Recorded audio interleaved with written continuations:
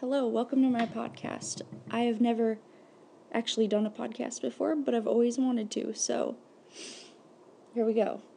For this podcast, I will be talking about a marginalized group, which I have chosen to be veterans with PTSD, which is not a group that I'm part of, but that I did research on, and so I'm going to do a podcast.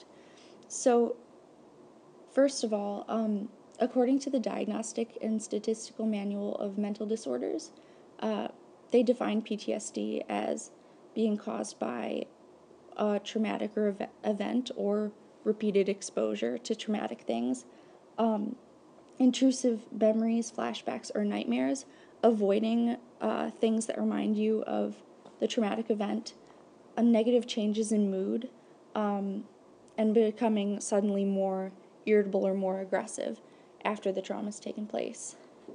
So that's what PTSD is defined as. To get a little bit of history behind it, we're going to play a song first.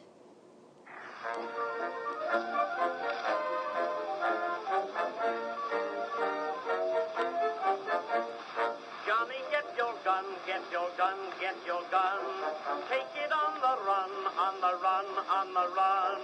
Hear them calling you and me, every son of liberty. Hurry right away, no delay, go today. Make your daddy glad to have had such a lad. Tell your sweetheart not to pine, to be proud her boys in line. Over there, over there. So yeah, you might have been able to guess based on the song. Where we're starting is in World War I, which was pretty much the first time in history that PTSD became a major issue for the world's militaries, because it was really the first huge organized conflict in human history. So back then, at first, it was pretty much just called cowardice.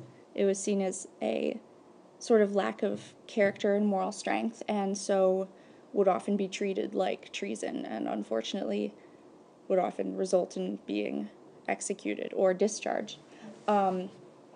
And the term shell shock was coined in 1917, and so they sort of called it shell shock up until around the time of the Vietnam War, in which they started calling it PTSD instead.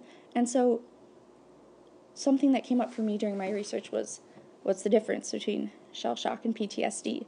And they're really similar, but the one huge difference is that shell shock is pretty much mandates that it's combat related, whereas PTSD doesn't necessarily have to be caused by combat, although many times, especially in veterans, it is, but it can also be caused by like a traumatic car accident or being attacked. So that's one huge difference, and shell shock is pretty much not really a term used anymore.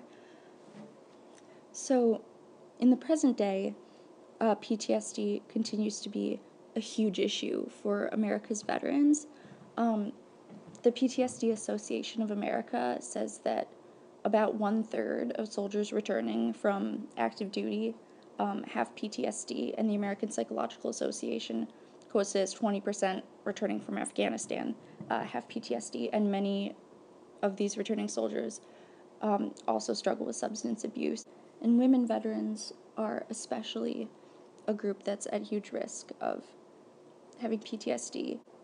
However, despite these huge numbers of veterans suffering from PTSD, only about 40% of those diagnosed with serious mental health issues actually seek help, and that's because of either huge amounts of stigma within the military or fear of stigma from like friends and family, and also an issue that many veterans cite is that they just live too far, or that it's very inconvenient to access the treatment that's provided by the Department of Veterans Affairs, which is the main department in the U.S. that handles this.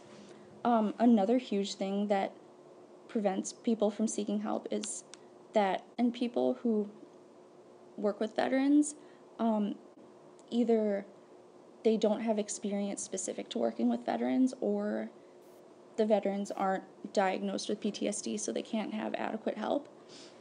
And so, unfortunately, this results in huge numbers of homeless veterans in the U.S. and veterans committing suicide, both of which rates are much, much higher than the civilian population. And so, looking towards the future, President Trump's budget outline for 2018 calls for a 6% increase in funding for the Department of Veteran Affairs from the amount it got in 2017.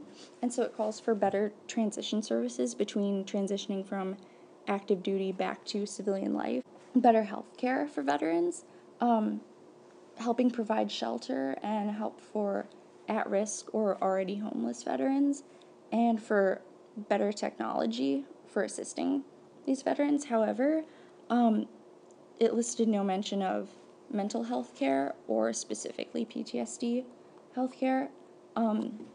So there's no guarantee that it will be helpful, unfortunately. However, there are many organizations who help with veterans' mental health and specifically PTSD. And so hopefully with more public awareness too, this will become much less of an issue in the future. And thank you for listening.